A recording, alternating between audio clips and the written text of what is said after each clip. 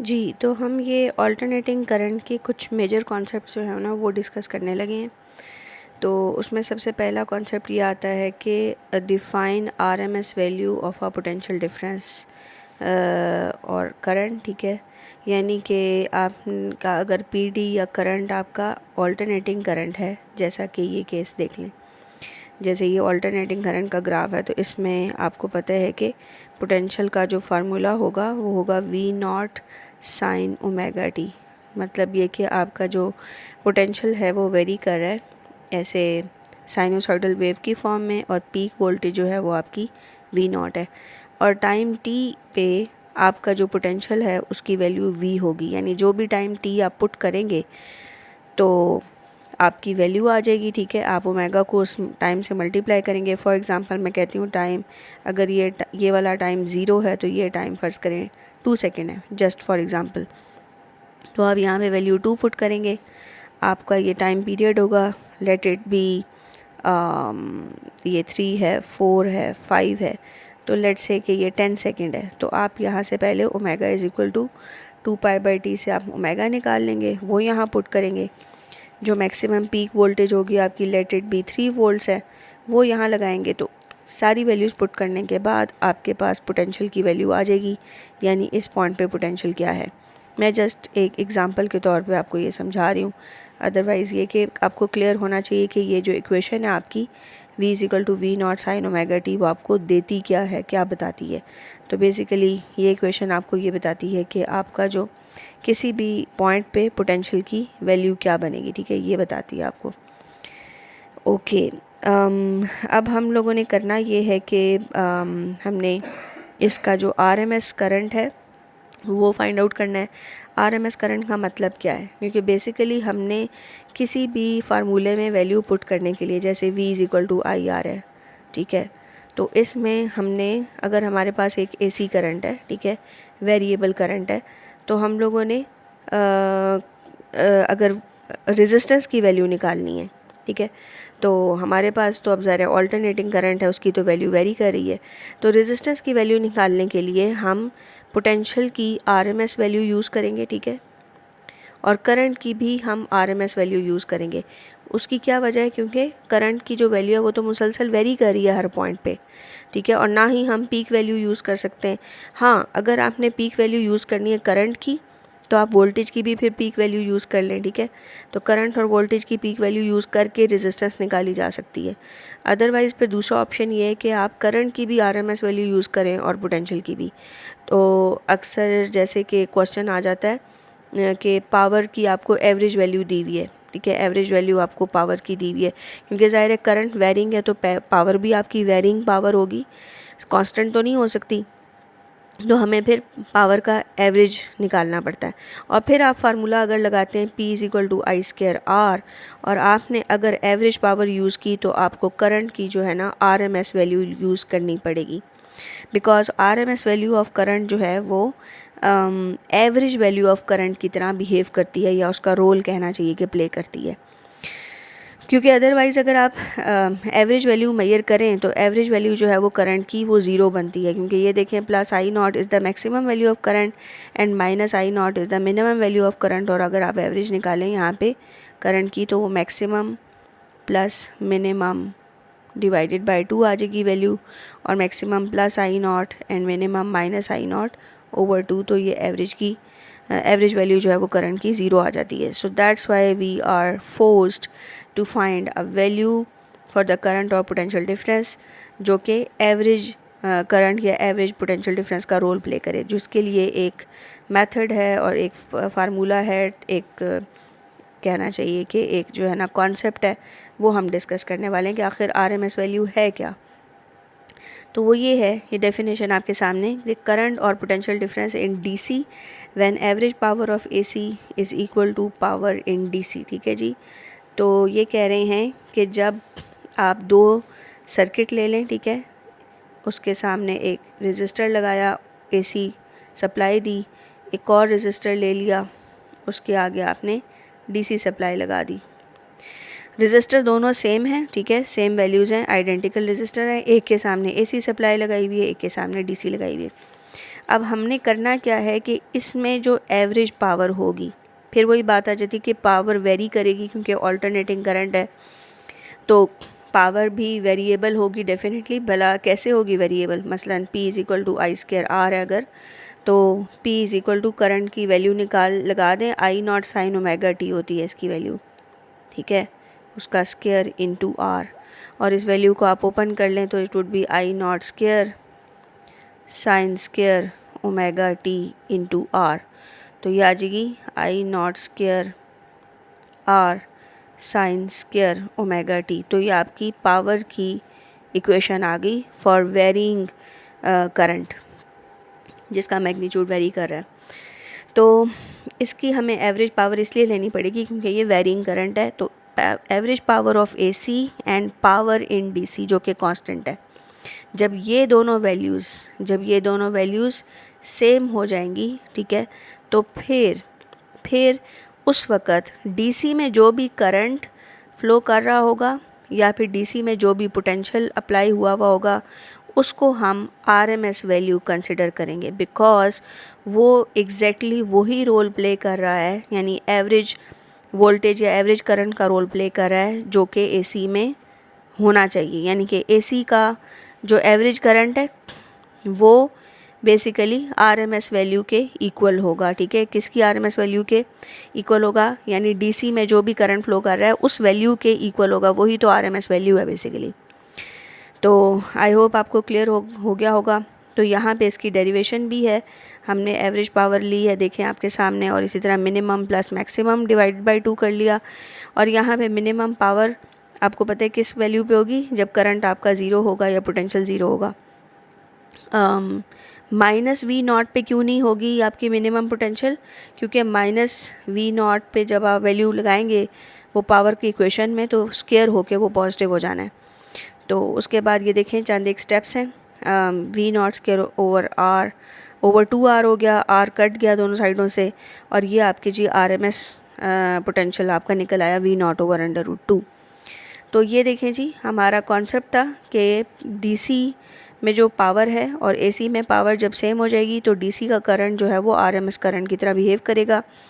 ये कॉन्सेप्ट भी आपको याद रखना है, ये लिखना भी पड़ता है पेपर में, और इसकी जो बेसिक लर्निंग है वो भी आपने देख ली।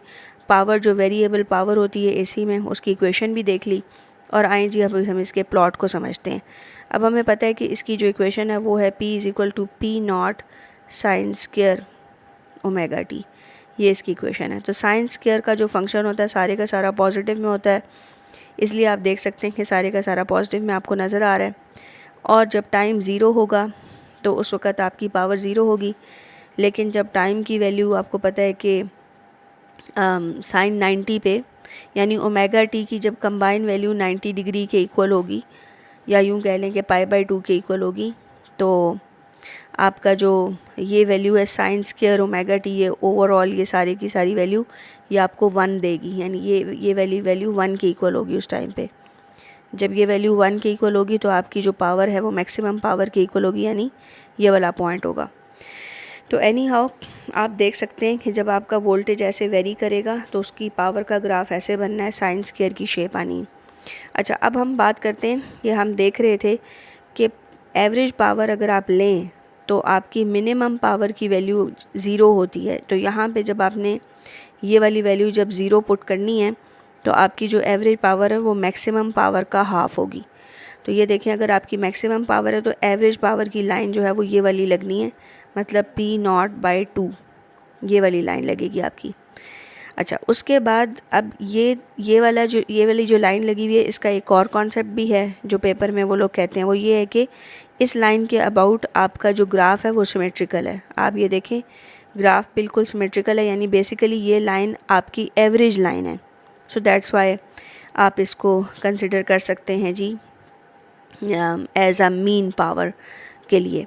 तो आप फार्मूले से भी आप देख सकते हैं जी कि मिनिमम की वैल्यू ज़ीरो लगा दी तो मैक्सिमम डिवाइडेड बाय 2 होगा, पावर की मैक्सिमम वैल्यू डिवाइड बाय 2, और अदरवाइज़ ग्राफ भी ये शो कर रहा है। तो ये जी डेरिवेशन भी हुई है। इसी तरह अगर फुल वेव रेक्टिफिकेशन हो आउटपुट पोटेंशियल की, तो पावर का जो ग्राफ है वो आपके सामने है, ये देखें जी, ये पावर का ग्राफ बनेगा। और वही कॉन्सेप्ट है कि इसमें बस नेगेटिव हाफ साइकिल जो है वो रिवर्स हो गया है और उसी तरह इक्वेशन भी उसी तरह ही बननी है। तो इसमें भी साइन स्क्वायर का फंक्शन आ रहा होगा, ठीक है, क्योंकि t ज़ीरो के ऊपर आपकी पोटेंशियल ज़ीरो है तो आपकी पावर ज़ीरो होनी है। और सेम कॉन्सेप्ट है, सिर्फ वो जो आपका नेगेटिव हाफ साइकिल है वो पॉजिटिव हाफ साइकिल में कन्वर्ट हो गया। तो बस ये है कि ये वाली जो चीज़ है वो आपने, यानी ये वाली चीज़ इधर नहीं बनानी, यहाँ पे साइनोसॉइडल शेप आनी चाहिए, जैसा कि मैं आपको ग्रीन कलर से शेड करके दिखाया। अच्छा, ये आपने देख लिए दो ग्राफ की कन्वर्जन। तो फुल वेव रेक्टिफिकेशन की पावर का ग्राफ या विदाउट रेक्टिफिकेशन पावर का ग्राफ आपने देख लिया, बिल्कुल सेम है। तो अगर इनकी पावर के ग्राफ सेम है तो डेफिनेटली इनकी आरएमएस वैल्यू भी सेम होगी, क्योंकि आपको पता ही है कि पावर के थ्रू ही तो आरएमएस वैल्यू का पता चलता है, यानी पावर, एवरेज पावर जो है वही पावर इन डीसी के इक्वल होती है। तो चाहे आप इधर से चेक कर लें, देखें आपने इधर इसी तरह इसी पावर की वैल्यू से आपने ये चेक किया है, इसकी इक्वेशन आप देखें वीआरएमएस की इसी तरह निकलती है कि एवरेज पावर को डीसी की पावर के इक्वल रखते हैं। अब आप इधर भी चेक कर लें कि अगर फुल वेव रेक्टिफिकेशन हो तब भी पावर का ग्राफ भी सेम है और डेरिवेशन के पॉइंट ऑफ व्यू से भी वही पावर मिनिमम ज़ीरो ही आ रही होगी, मैक्सिमम की वैल्यू आप लगाएंगे कि तो आरएमएस वैल्यू बिल्कुल वही आएगी जो पहले आई है। So that's why we can say that कि इस इनपुट की आरएमएस वैल्यू, इस इनपुट के लिए आरएमएस वैल्यू भी V0/√2 है और इस सिचुएशन के लिए, इस आउटपुट के लिए भी आरएमएस वैल्यू जो है वो VRMS = V0/√2 है। अब आ जाते हैं जी हाफ वेव रेक्टिफिकेशन पे। तो आपके सामने ये एक साइकिल जो है वो हो गया, क्या कहते हैं, रिमूव हो गया है, ठीक है, हाफ वेव रेक्टिफिकेशन में। यहाँ पे बल्कि डिफरेंस भी मैंने यहाँ पे लिखा हुआ है कि difference in half wave rectification and full wave rectification. तो यहाँ पे है जी कि बोथ आर डीसी, ठीक है, यानी यूनी डायरेक्शनल करंट होते हैं, चाहे हाफ वेव रेक्टिफिकेशन हो या फुल वेव, उसमें direction of current all the time एक ही रहती है, चेंज नहीं होती। जबकि जो है ना डिफरेंस ये है, ये डिफरेंस शो हुआ है कि एक में जो है ना वन डायरेक्शन इज़ रिमूव्ड, यानी नेगेटिव हाफ साइकिल को आप रिमूव कर देते हैं, और दूसरे वाले में यानी फुल वेव रेक्टिफिकेशन में उसी नेगेटिव हाफ साइकिल को रिवर्स कर देते हैं। तो ये डिफरेंस है, ठीक है, और वो सिमिलैरिटी है। तो पेपर में आया हुआ था कि डिफरेंस और सिमिलैरिटी जो है ना वो बताएं। तो ये आप देख सकते हैं कि हमारी किधर गई हाफ वेव रेक्टिफिकेशन ये है, और इसका पावर का ग्राफ देख लें आपके सामने कैसे बनेगा। सिर्फ वो नेगेटिव साइकिल जब मिस किया हुआ है, आप देख सकते हैं कि नेगेटिव साइकिल यहाँ पे मिस्ड है। एक मिनट, यस, नेगेटिव साइकिल यहाँ पे मिस हुआ हुआ है, तो उसकी जगह पर हम लोगों ने ये देखें जी शेप कैसे बनाई है, सिर्फ पावर जो है वहाँ पे मिसिंग है, पावर हमने शो नहीं की। ओके, तो ये उसकी पावर का ग्राफ है। अब आप क्लियरली देख सकते हैं आसानी से कि आपका जो है ना, यानी कि अगर एक साइकिल मिसिंग है, आप ज़रा अब इसके साथ कंपेयर करें, इस वाले ग्राफ के साथ कंपेयर करें, हाफ फुल वेव रेक्टिफिकेशन और हाफ वेव रेक्टिफिकेशन की पावर को कंपेयर करें, तो आप देखेंगे कि जो पावर, एवरेज पावर पहले थी, ये उसका हाफ है, क्योंकि एक साइकिल सिर्फ मिस हुआ हुआ है। यानी यूँ कहना चाहिए कि एक साइकिल में जो दो हम्प्स थे तो एक हम्प मिसिंग है। अगर एक हम्प मिसिंग है तो इसका मतलब है कि जो पावर आपने फुल वेव रेक्टिफिकेशन में देखी है उसका हाफ होगा। अब जो एवरेज पावर होगी, एवरेज पावर प्रीवियस पावर का हाफ है। तो पहले आपकी वो एवरेज पावर कितनी बन रही थी, ये देखें जी, आपकी पहली जो एवरेज पावर थी वो बन रही थी मैक्सिमम पावर डिवाइडेड बाय 2 बन रही थी। लेकिन अब जो है आपकी एवरेज पावर कितनी बनेगी, वो 1/2 of the maximum power divided by 2, यानी 1/4 ऑफ द मैक्सिमम पावर बन रही होगी अब। तो ये है, तो इस तरह से, और यानी कि ये जो वैल्यू है बेसिकली, अब मैंने नया ग्राफ बनाया तो ये वैल्यू आपकी मैक्सिमम पावर जो है उसका 1/4 है, ठीक है जी। तो ये ग्राफ जो है वो यहाँ से थोड़ा सा मेरा ख़्याल है कि नीचे जाएगा, मैंने गलत जगह पे बना दिए, क्योंकि 1/4 तो ये शो हो नहीं रहा, तो इसको 1/4 यानी यहाँ पे शो होना चाहिए। आई होप ऐसे करके, क्योंकि आप देखेंगे कि ये चीज़ ऐसे है तो ये और ये इसका यानी कि ये शेडो यानी ये मीन पावर आपकी आएगी अगर ये आपकी मैक्सिमम है, तो इस जगह पे ये प्लॉट होना चाहिए, यानी मैक्सिमम के 1/4 पे, मतलब ये वाली वैल्यू जो है 1/4 ऑफ P0 पे प्लॉट होना चाहिए इसको। उसकी वजह भी आपको समझ आ गई है।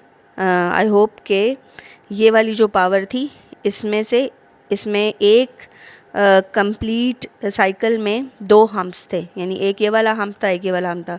तो अगर एक हम्प मिसिंग है तो इसका मतलब है कि आपकी जो एवरेज पावर है वो प्रीवियस पावर का हाफ हो गई है।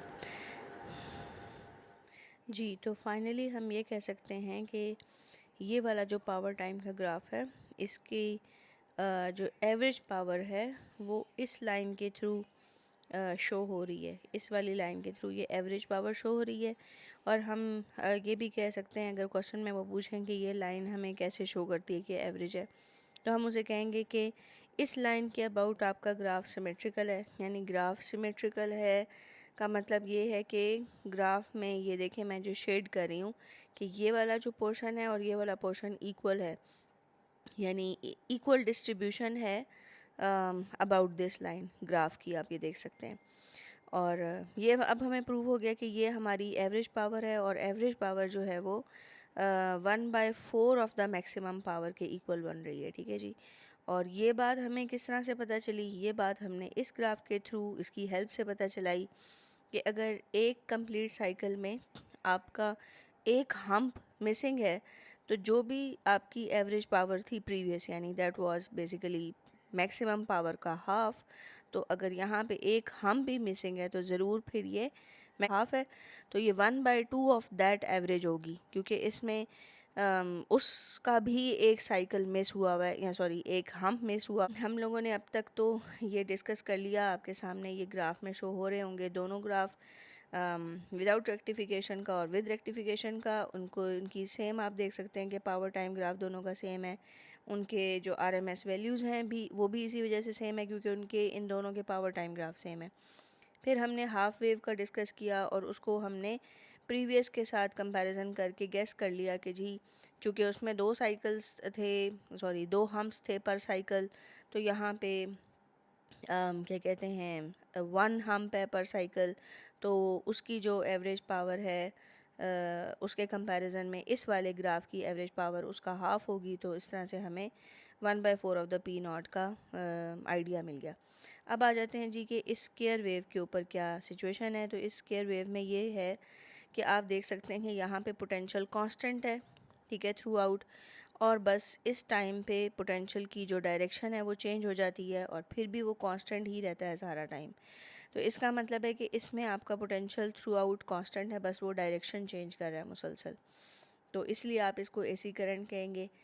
और इसका पावर का ग्राफ कैसा बनाना है? अब इसमें क्या है जी कि आपने अगर एवरेज पावर निकालनी है, यानी average power of AC is equal to power in DC, अगर वही मेथड आप रखते हैं, तो अब यहाँ पे मुझे बताएं कि मिनिमम पावर की वैल्यू क्या, यहाँ पे मिनिमम पावर की वैल्यू क्या होगी? Minimum power plus maximum power divided by 2 is equal to power in DC। अगर आप ये कर लें तो DC का हम यहाँ पे पोटेंशियल ही लेना पड़ेगा हमें, ओके, क्योंकि पोटेंशियल का ग्राफ है तो ये आ जाएगा potential in DC square over R। अब ये देखें, आप ये ज़रा गौर करें कि यहाँ पे पावर की मिनिमम वैल्यू है ही नहीं, यानी ज़ीरो नहीं है। आप देखें कि इस टाइम पे आपका पोटेंशियल एकदम से ऑपोजिट डायरेक्शन में हो गया है, यानी ज़ीरो वैल्यू है ही नहीं। अब आप अगर इसको इसके साथ कंपेयर करें तो यहाँ पे देखें इस पॉइंट पे आपके पास एक यूनिक वैल्यू अवेलेबल है जो कि ज़ीरो पोटेंशियल है। यहाँ पे देखें यूनिक वैल्यू है, ज़ीरो पोटेंशियल है, ठीक है, यानी इस टाइम पे ज़ीरो के अलावा कोई वैल्यू एग्जिस्ट ही नहीं कर रही। जबकि इधर देखें आप इस टाइम पे आपका पोटेंशियल ज़ीरो हुआ ही नहीं, यानी पहले वो V0 था और विद इन नो टाइम वो साथ ही -V0 हो गया, ठीक है जी।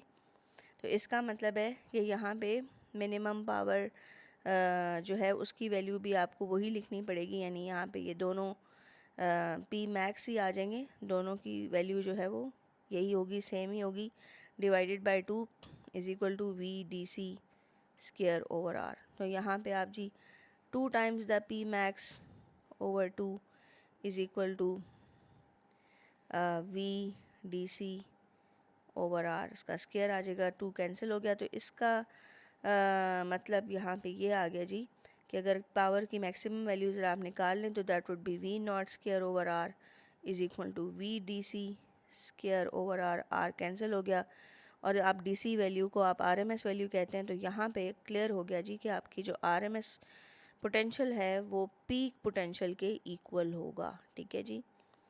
तो यहाँ पे यानी आपकी जो एवरेज वैल्यू है बेसिकली आपकी एवरेज वैल्यू ऑफ पोटेंशियल या एवरेज वैल्यू ऑफ करंट जो होगी R M S value you can say, जो कि एवरेज का रोल प्ले कर रही होगी एसी के केस में, वो मैक्सिमम पोटेंशियल के इक्वल है, यानी पीक पोटेंशियल के इक्वल है। बाय द वे वो है ही कांस्टेंट, वो तो चेंज ही नहीं हो रही, ठीक है, मतलब उसका मैग्नीट्यूड चेंज नहीं हो रहा, सिर्फ डायरेक्शन चेंज होती है। दैट्स वाई ये वाकई रीज़नेबल बात लगती है।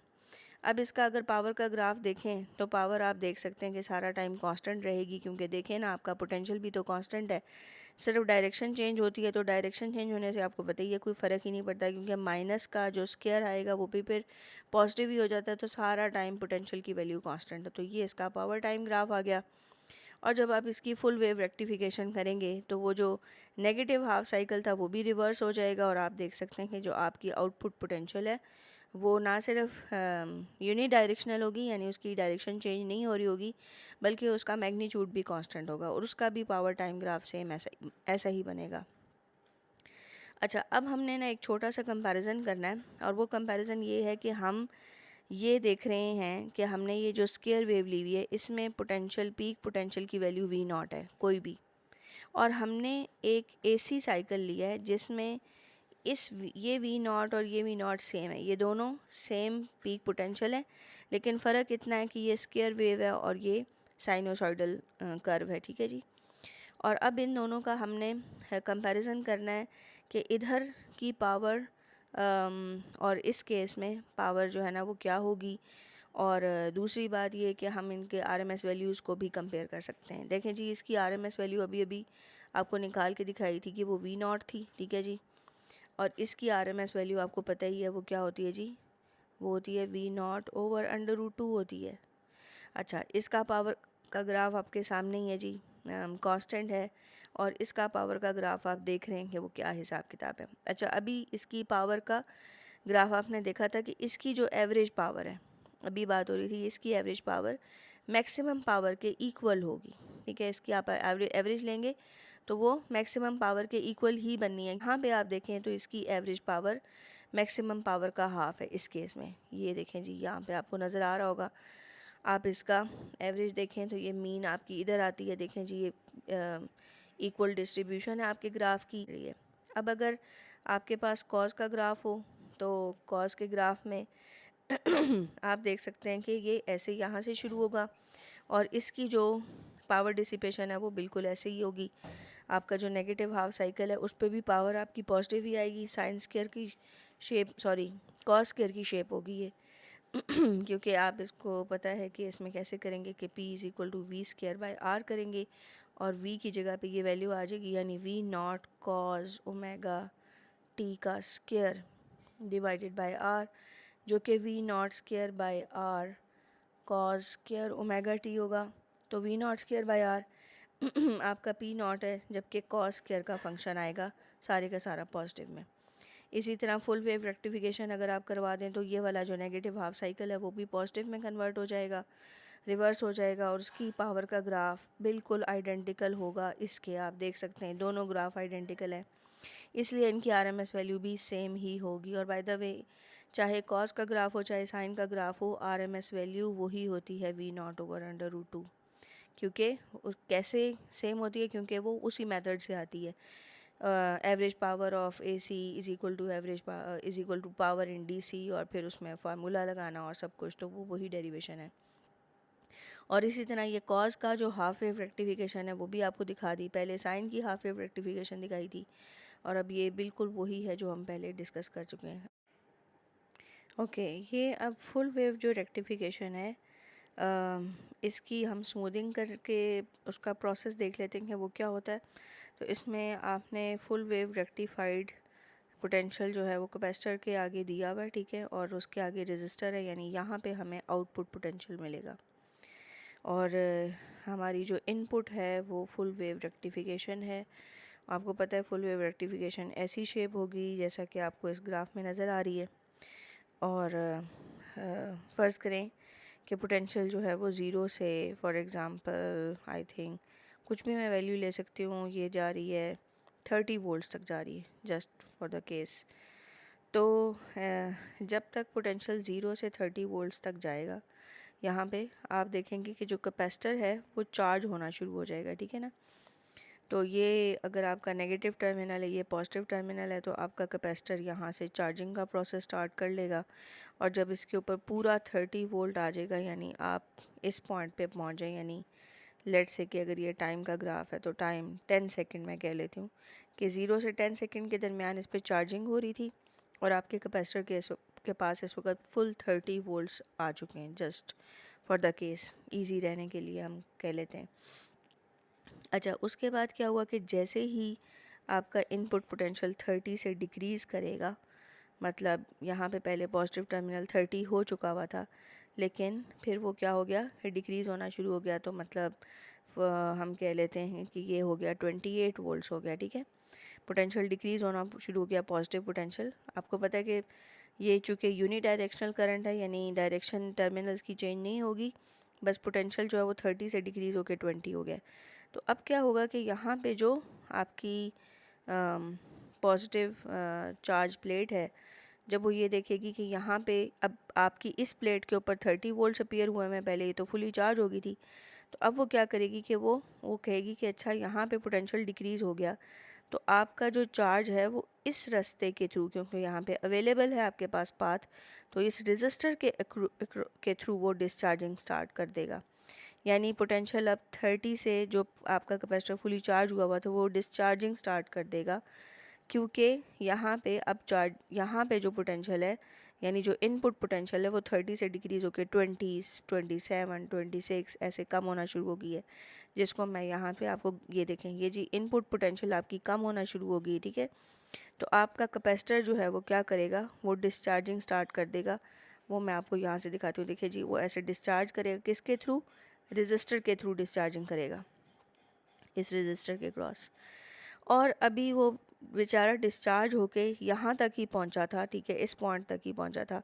अब मैं ये इस पॉइंट की पोटेंशियल कैसे निकालूंगी, लेट्स से कि मैं कहती हूँ कि 9 बॉक्सेस जो हैं वो पीक पोटेंशियल यानी 30 वोल्ट्स को अगर रिप्रेजेंट कर रहे हैं 9 बॉक्सेस, तो ये जो 2 बॉक्स से डिक्रीज़ आई है वो किस तरह से रिप्रेजेंट होगी। तो 2 बॉक्स जो है वो कितने को रिप्रेजेंट करते हैं जी, 30 डिवाइडेड बाई 9 टाइम्स 2। तो ये आपको पता चल जाएगा कि 2 बॉक्स इतने पोटेंशियल को कैरी करते हैं, तो 30 में से आपने वो पोटेंशियल माइनस कर देना, तो हमें पता चल जाएगा कि जी इतना पोटेंशियल में डिक्रीज़ आया है, किसके क्रॉस, रेजिस्टर के क्रॉस।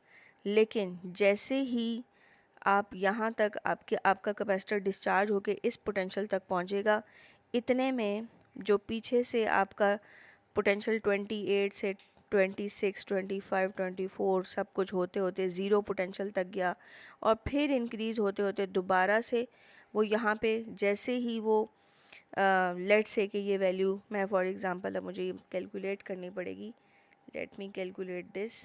तो ये आ गई जी, हम 30 मल्टीप्लाइड बाई 2 डिवाइडेड बाय 9, और इसको हम माइनस कर लेते हैं जी 30 से, तो ये आ जाती है 23.3।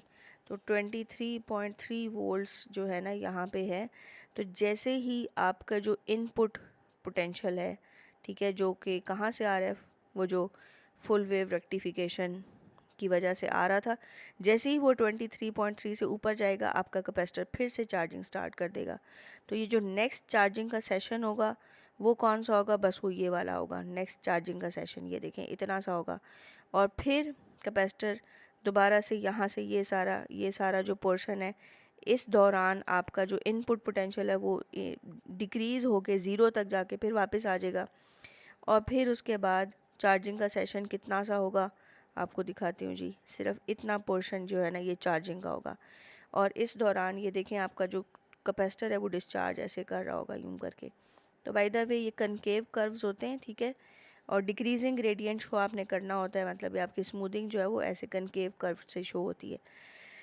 तो ये स्मूदिंग का ग्राफ है और इसकी रीज़न भी मैंने आपको बता दी।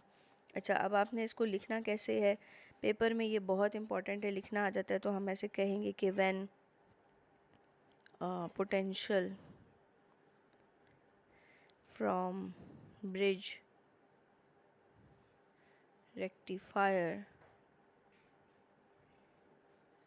increases from 0 to maximum value, capacitor starts charging.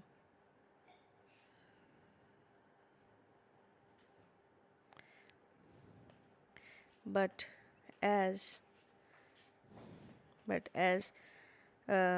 potential from bridge rectifier decreases from maximum value, capacitor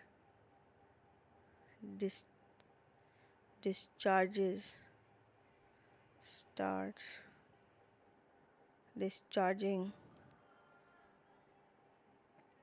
across the resistor के थ्रू डिस्चार्जिंग स्टार्ट कर देगा, ठीक है।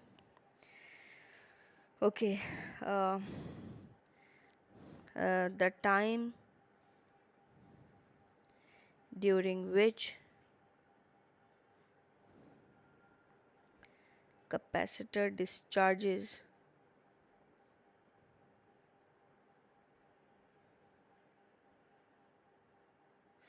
the input again increases and becomes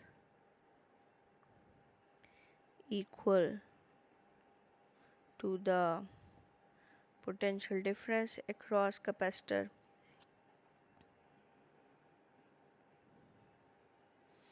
and starts increasing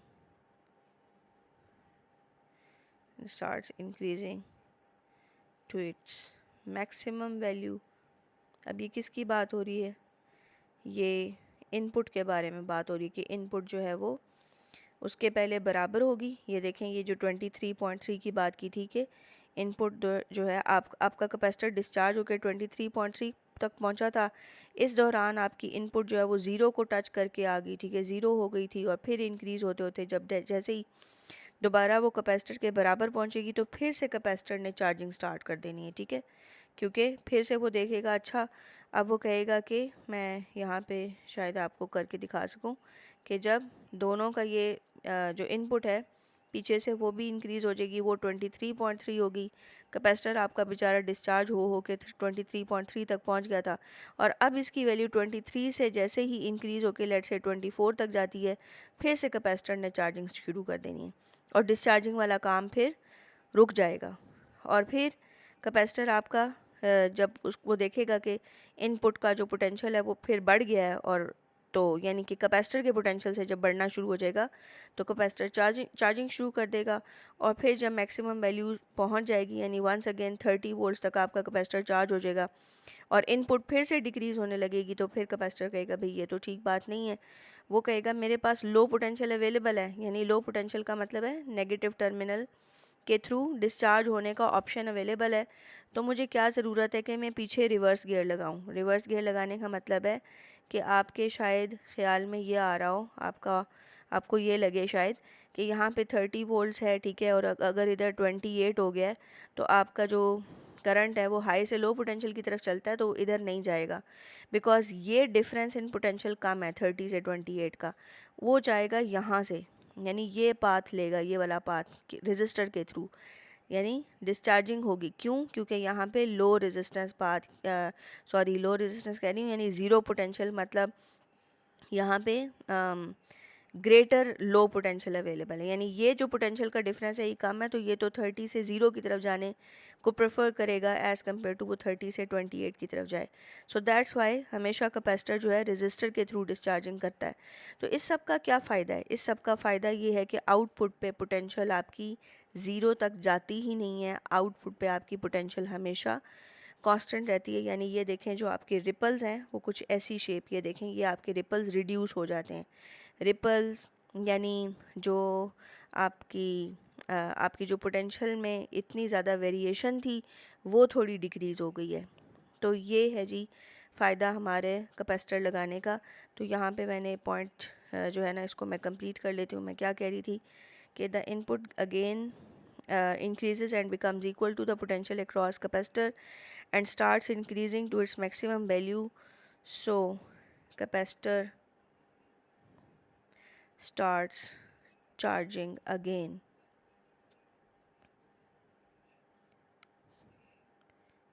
Hence potential across the resistor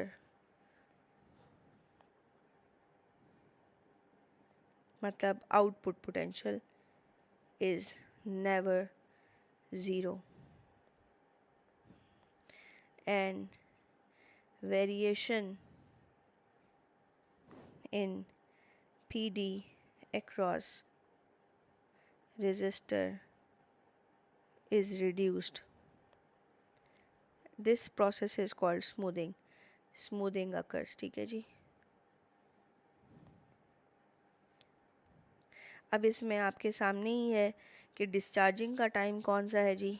ये वाला जो time है यहाँ से लेकर यहाँ तक ये आपका डिस्चार्जिंग का टाइम है। तो आप इक्वेशन जो है v is to V naught E raise power minus T by tau में डिस्चार्जिंग का टाइम यहाँ पे ये लगाएंगे और ये इनिशियल पोटेंशियल आपका आ जाएगा फॉर एग्जांपल 30 वोल्ट्स, और ये जो रिमेनिंग पोटेंशियल आफ्टर डिस्चार्जिंग जो कैपेसिटर पे आते हैं वो 23.3 वोल्ट्स है। और आप इस तरह टाइम कांस्टेंट वगैरह कुछ भी निकाल सकते हैं। अच्छा, अब अगर फ़र्ज़ करें कि आपने एक सर्किट लगाया, ठीक है, और उस सर्किट का जो टाइम कांस्टेंट है अगर वो ज़्यादा होगा तो इससे क्या फ़र्क पड़ेगा। टाइम कांस्टेंट होता क्या है कि टाइम कांस्टेंट की डेफिनेशन है कि time taken by a capacitor to discharge to 1/e of its initial value. तो अपनी इनिशियल वैल्यू का 1/e तक डिस्चार्जिंग करने के लिए उसको जितना टाइम रिक्वायर्ड होता है वो आपका टाइम कांस्टेंट, और बाय द वे वो प्रोडक्ट होता है रेजिस्टेंस और कैपेसिटेंस का। तो definitely time constant resistance of the resistor, जो भी डिस्चार्जिंग सर्किट है उसकी रेजिस्टेंस और कैपेसिटेंस पर डिपेंड करती है ये जो भी। तो अब इसमें यूँ है कि अगर आपका टाइम कांस्टेंट ज़्यादा होगा तो डेफिनेटली डिस्चार्जिंग का टाइम भी इंक्रीज़ कर जाएगा। अब डिस्चार्जिंग का टाइम कैसे इंक्रीज़ करेगा? लेट्स से कि ये ज़्यादा डिस्चार्जिंग होती है तो ये ऐसे करके मैं बनाने की कोशिश करती हूँ कि ये ऐसे करके ज़्यादा डिस्चार्जिंग हो जाएगी। मेरा ख्याल है यहाँ पे ये क्लियर नहीं बनेगा। मैं अगर आपको यूँ करके दिखा सकूँ कि ये देखें ये डिस्चार्जिंग हो रही है ऐसे, ये न्यू सिचुएशन में अगर आपका टाइम कांस्टेंट इंक्रीज़ हो गया है तो आपकी डिस्चार्जिंग ऐसे होगी। तो इसका मतलब मोर स्मूथिंग अकर होगी, तो टाइम इंक्रीज़ हो जाएगा, डिस्चार्जिंग का टाइम इंक्रीज़ हो गया आपका, ठीक है। तो इसकी वजह से रिपल्स जो है वो और ज़्यादा कम हो जाएंगे।